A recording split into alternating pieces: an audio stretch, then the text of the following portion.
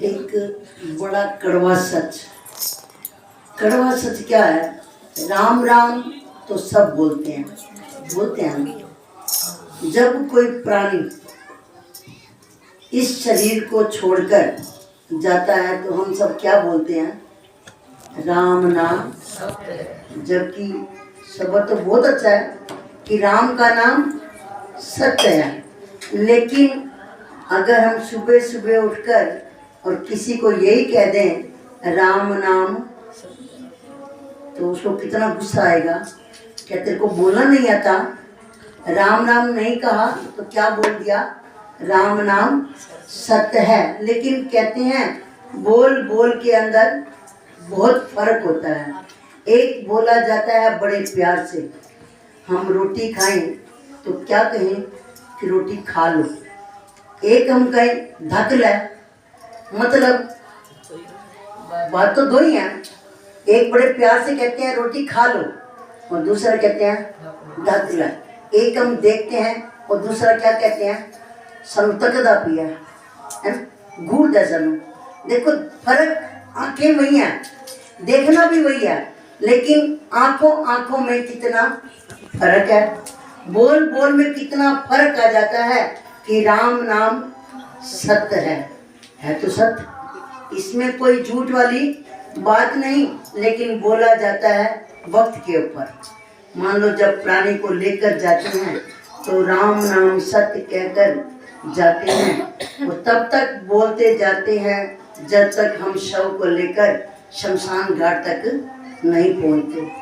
तो ये सुनते सुनते शंकर भगवान कहने लगे, आज इतने सारे लोग एक ही बार में बोल रहे हैं राम नाम सत्य है, मेरे स्वामी जी का नाम इतनी बड़ी सभा में उच्चारण करते हैं, तो ऐसा कौन आज व्यक्ति आया जो राम नाम सत्य कहकर मेरे स्वामी जी का नाम इतना उज्जवल कर रहा है, बार बार मुख से बखान कर रहा है। शंकर भगवान गदगद हो गए, कहने लगे जाकर देखना चाहिए कि ऐसी क्या बात है कि जिसमें सब राम नाम सत्य बोल रहे हैं। जब जाए देखा तो कहने लगे, अब राम नाम सत्य बोल रहे हो और अब क्यों नहीं बोल रहे?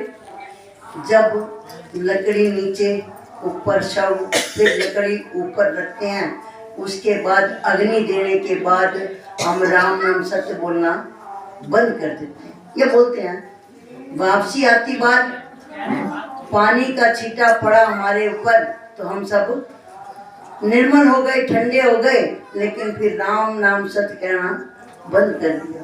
शंकर भगवान ने पूछा, अब तक तो बड़ी जोर जोर से बोल रहे थे सब कि राम नाम सत्य है, लेकिन अब क्यों नहीं बोल रहे? कहते हैं बस ये तो एक संसार का नियम है, आए हैं तो ये बोलते हैं, क्योंकि आने हम चले गए, हमारे बाद जो आएगा उसको भी ये पता होना चाहिए कि इस धरती पर सदा किसी ने नहीं रहना।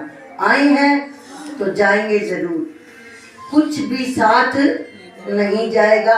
आज हमारे हाथों में सोने डायमंड की अंगूठियां हैं, तन पे कपड़ा बहुत ज़्यादा, लेकिन जब जाएंगे तो एक कफन होता है और उसमें भी जेब नहीं होती।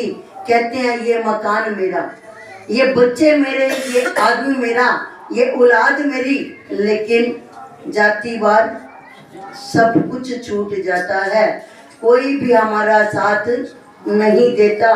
साथ तो क्या देगा ये शरीर जिसको हम प्रतिदिन नहलाते हैं, सजाते हैं, इत्र लगाते हैं, पत्नी कितनी खुशबू लगाते हैं अपने ऊपर, अपने आप को सजाने के लिए, लेकिन आखिरी वक्त तो ये हमारा साथ भी नहीं देता।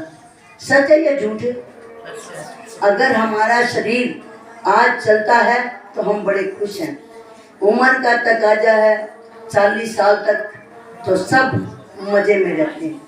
40 साल के बाद 50 साल की उम्र के बीच में आए तो धीरे धीरे शरीर डाउन हो जाता है।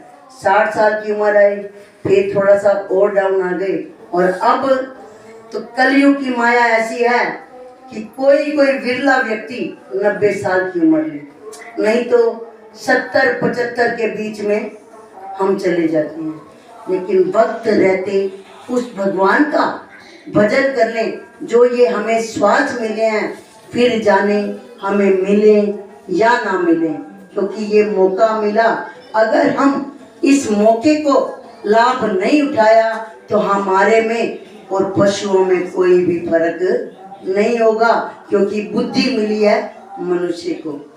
क्या पशु में बुद्धि है? खाते पीते वो भी हैं, बच्चे वो भी पैदा करते हैं, बच्चे इंसान भी पैदा करते हैं, लेकिन हम मोह में रह जाते हैं। कैसे? ये हमारा बच्चा है, मरते दम तक हम उसका पीछा नहीं छोड़ते। और जानवर कितनी समझ रखते हैं, बच्चा उनका थोड़ा सा बड़ा हुआ, उड़ने लग गया, अपने पांव पर चलने लग गया, तो वो उसका पीछा छोड़ देते हैं। लेकिन वो मंद बुद्धि होते हुए भी क्या है, वो बुद्धिमान, और हम बुद्धिमान होते हुए भी मंद बुद्धि हो जाते हैं। गुरु साचे दरबार की